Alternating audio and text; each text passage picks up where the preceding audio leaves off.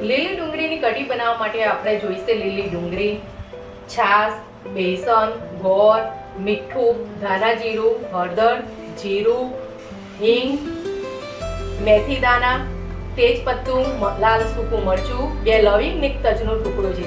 આમાં મેં મરચું, લસણ અને આદુનો 1 ઝીણો ટુકડો વાટીને રાખ્યું છે. અહીંયા આપણે કઢી વઘારવા માટે 2 ચમચી તેલનો ઉપયોગ કરીશું.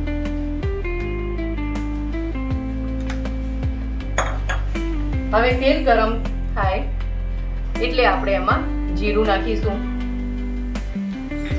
મેથી દાણા નાખીશું, હિંગ નાખીશું. હવે આપણે જે તેજપત્ર, મરચું, લવિંગ અને તજનો ટુકડો લીધો તો તે નાખી દઈશું.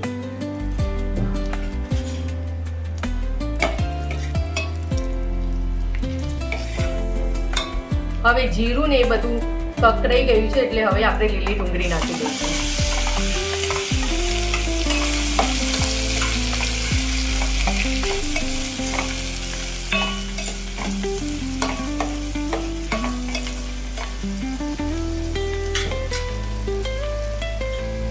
આમાં થોડી હળદર નાખી દઈશું, 1 ચમચી ધાણા જીરું નાખી દઈશું અને આદુ, મરચા, લસણની જે પેસ્ટ કરી હતી એ નાખી દઈશું.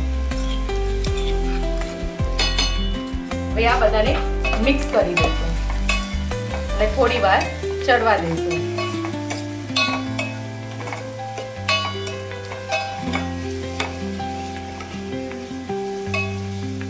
હવે આપણે અહીંયા મેં 2 વાટકી છાશ લીધી છે, એની અંદર હું 2 ચમચી બેસન એડ કરીશ. હવે એને ફેટી લઈશું.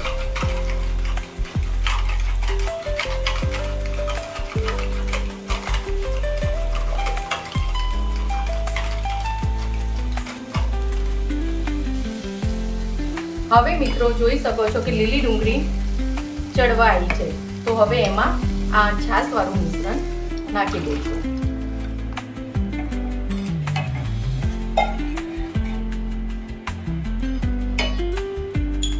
ત્યાર પછી એમાં સ્વાદ પ્રમાણે મીઠું નાખી દઈશું.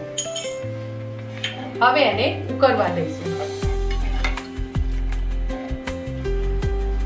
હવે આપણે જોઈ શકીએ છીએ કે આ કઢીમાં એક ઉબાલ આવી રહ્યું છે. તો જો આ રીતનો ઉભરો આવે પછી આપણે એની અંદર ગોળ એડ કરી નાખીશું.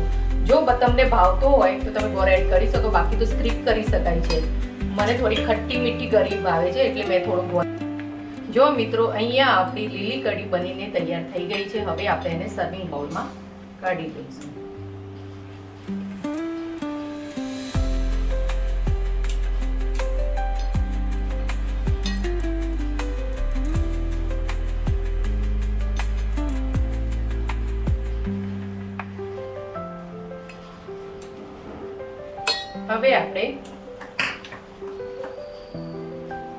હવે આપણે આની ઉપર કોથમીર નાખીને ગાર્નિશ કરીશું.